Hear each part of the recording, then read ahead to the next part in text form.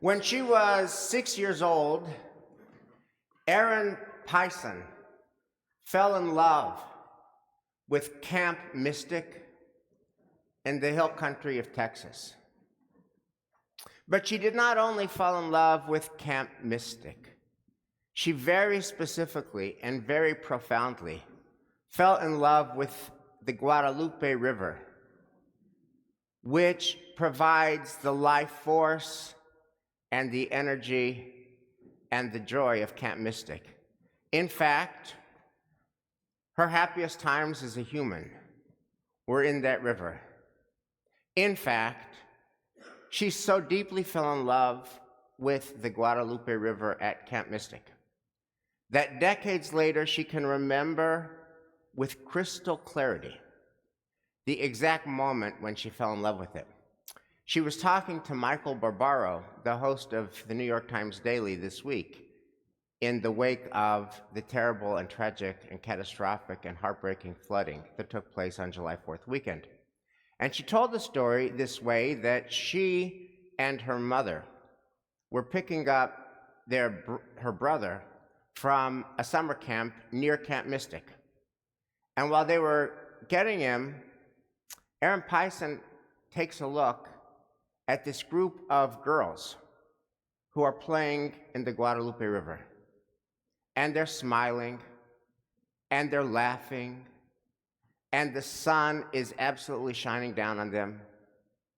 And she turns to her mother and she says, "Mom, I want to go to that camp."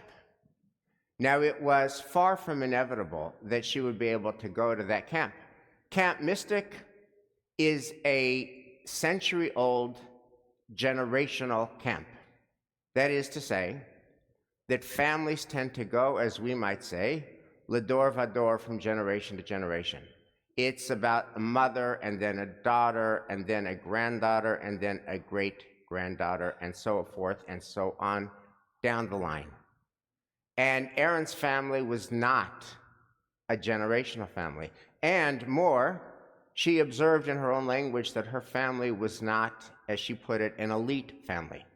Her parents were divorced, which was not very common back then. And her father was not present at all in her life, which was not very common back then. So her mother told her, "You might not get in," but to her great joy, she got in. And she joyfully attended Camp Mystic from ages 10 through 16. And those years filled her with an abiding love of the place. She loved it so much as a camper that she said every year she would pack her trunk in December for camp that did not start until July. And she loves it so much as an adult that she has made it crystal clear to her family that when she passes, she wants her ashes spread at Camp Mystic. Now, what was it about Camp Mystic that she loved so deeply? She said that at Camp Mystic, what she loved so deeply was that everybody got a fresh start. Nobody knew how rich you were. Nobody knew how big your house was. Nobody knew what your parents did for a living. Nobody knew what your reputation was in school. It was just about deep and new friendship. And so she shared this little vignette, which is that sometimes her husband has problems sleeping. And when he insomniacs in the middle of the night, he thinks about his favorite golf course. And he thinks about playing 18 holes at his favorite golf course. And that centers him, and he can get to sleep. And she said she often has problems sleeping, especially this week. And when she cannot sleep, she thinks about the Guadalupe River at Camp Mystic.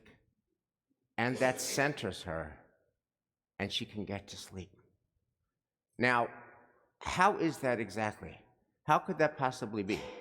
After all, we all know that that very river, the Guadalupe River, overflowed, and it caused a heartbreaking number of deaths, many of them children, and left in its wake a heartbreaking number of devastated families. So how could Erin Paisan, after last weekend, love that river? But the problem is deeper than that. Because while last weekend's flooding was the worst and most catastrophic, it's not the only. In fact, when Erin Paisan was a camper at Camp Mystic in 1978, that river that she loved so much overflowed. And she tells Michael Barbaro she saw these torrential waters flowing and terrifying, and her bunk was moved to higher ground, and she remembers that they did not have any food to eat for 2 days. And she remembers that the counselors were trying to get them some peanut butter and jelly sandwiches. And she remembers that they couldn't do it because the waters were so fierce they couldn't be traversed. So how does she still love that river? And then in 1987, it overflowed again, and this time with deadly consequences. So how does she still love that river? And that question, in turn, raises a deeper question. And this is our question. This is all of our question. What does it mean to love deeply? What does it mean to love deeply? What does it mean to love a person or a place or a country or a homeland deeply? Here's what it does not mean. Here's what it never means. It never means, I love you because you are perfect. It never means your perfection, it engenders my love. It never, ever, ever, ever, ever, ever means you keep on being perfect, and then I will keep on loving you. It never means that. It never means that for our parents. It never means that for our children. It actually does mean that for our grandchildren. But I digress. It never means that for our spouses or for our siblings or for our friends. It never means that for America. It never means that for Israel. It never means that for Temple Emmanuel or any community that is worthy and also imperfect. So if loving deeply does not mean I love you because you are perfect, what does loving deeply mean? And the answer is, loving deeply means living with. Loving deeply means living with what we wish were otherwise. Loving deeply means loving an entire package, the whole package, much of which is beautiful and joyful and easy to fall in love with. And some of that package is decidedly not. It's not beautiful, and it's not joyful, and it's not easy to fall in love with. It just is.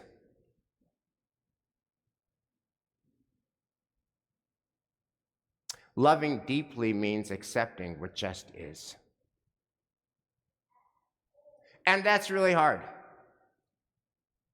Because what just is can be painful, and not just painful, heartbreaking. What just is can be unfair and not just unfair, absolutely tragic. But the hard truth and the sad truth is that loving deeply also means loving the whole package, which includes those just is parts. That's true for Camp Mystic. That's true for Israel 644 days after October 7th. That is true for our own beloved and divided country. Loving deeply means that there are parts that are impossible to love, and they come with. It's not just. It just is. Now that is a human truth, but it's also specifically a Jewish truth, and it is specifically the Jewish truth that is the most salient Jewish truth of Parshat Balak. What happens in Parshat Balak is that God authors these famous words that are actually page 1 of every daily Siddur. Every daily Siddur, our own daily Siddur, Orthodox daily Siddurs, Reformed daily Siddurs, just Jewish daily Siddurs, check any daily Siddur. Any daily Siddur has this as page 1. And in fact, according to any stream of Judaism, these are the first words we are to say when we walk into any shul of any kind. And they were authored by God, and they were put into the mouth of the pagan prophet Bilam, and they come from our reading this week, Balak. And the words you know, Ma tovu ohalecha Yaakov. How goodly are your tents. In other words, the Jewish people, Jewish families, our homes are good, happy, healthy, harmonious, drama-free, happy, healthy, harmonious, drama-free, matovu. So no sooner does the prophet say those words, page 1 of the Siddur, we still say them. Here's what happens next. While Israel was staying at Shittim, the people profaned themselves by whoring with the Moabite women, who invited the people to the sacrifices for their God. The people partook of them, and worshiped their God. Thus Israel attached itself to Baal Peor, and the Lord was incensed with Israel.